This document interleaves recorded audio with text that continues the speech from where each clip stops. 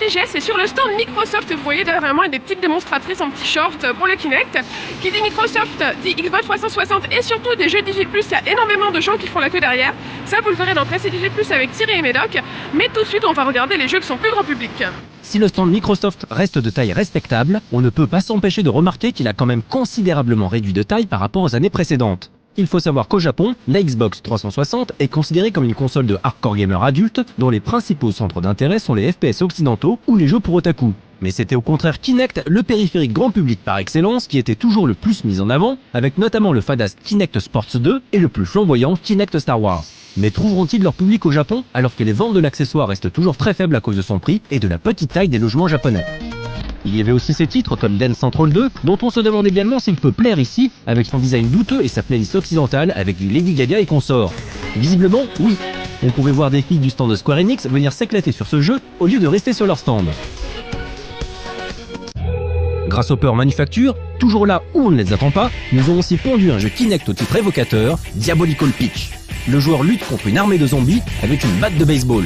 Fun, mais tout de même assez limité, il faut le reconnaître.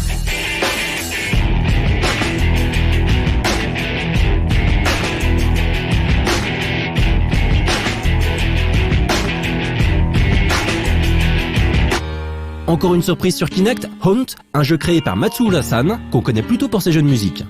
Microsoftブースには七尾社の松浦正也さんがいらっしゃってます。こんにちは。こんにちは。今回出展されているタイトルを教えてください。はい、今回はキネクト向けのタイトルで、ホーントっていうホラーゲームを出展しています。はい。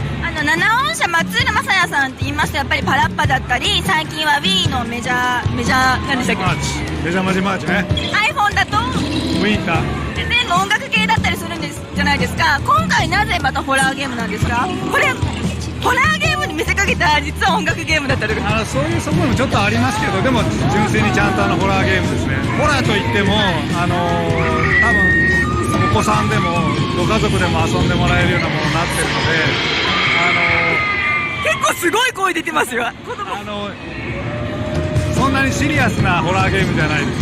日本の遊園地とかにあるようなお化け屋敷とかに近いものをイメージしていただけるといいかな。ストーリーはどんなストーリーなんですか？ストーリーはですね、主人公のベンジャミン・マルドゥーンという、ベンジーって言われてる人が、多分100年ぐらい前に作ったお化け屋敷が、そのまま忘れ去られて変なスペースになってるのを、そこに迷い込んだプレイヤーが、脱出するというようなタイプのストーリー。キネクトということで、キネクトを使ってどうやって遊ぶんでしょうか？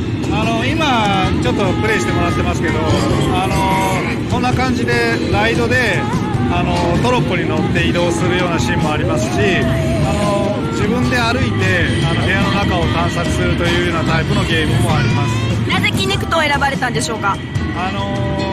キネクトはやっぱりその環境としてすごく精度の高いものなので、やっぱりそこでゲームを作ることで新しい勉強も僕らもできますし、新しい何かエンターテインメントを皆さんにお届けできるんじゃないかと思ってキネクトを選びました。Et au milieu de tous ces titres casual, un jeu de combat 2D se remarquait très facilement. Développé par Alchemist, ce jeu puise ses sources dans l'univers des Doujin Games, la scène amateur et indépendante japonaise. Sur le stand de Microsoft, il y a aussi des jeux des éditeurs tiers comme Alchemist. Et là, on a un jeu de baston qui s'appelle Ogon Musokyoku, donc avec des maids et des butlers. Je vais prendre un mec tant qu'à faire avec des lunettes, quand on y est. Et donc c'est du team tag. Hop, je choisis une deuxième fille. Donc voilà, c'est Alchemist, donc c'est fan service à mort. Donc c'est du jeu de baston. À côté, j'ai les gens qui jouent aussi, que moi j'ai eu à la manette. Et hop.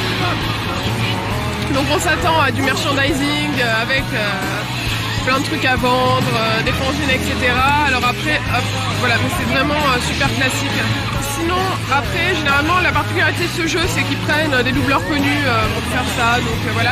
Et ils ont des super noms, là je me bats avec Georges, en face elle s'appelle Béatrice, ça fait très truc européen, donc on a des super coups et tout. Normalement, il y a des coups spéciaux qui permettent de changer de décor. Alors, je vais essayer d'en déclencher un, enfin, au l'ennemi en déclenche un. Voilà.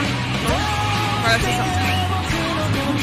Et c'est assez sympa comme feature, donc ça rehausse un peu le tout. Mais moi ce que j'aime bien c'est les sprites qui sont vraiment énormes et plutôt bien animés. Bon ça reste pas du Capcom non plus mais c'est quand même très très joli. Voilà,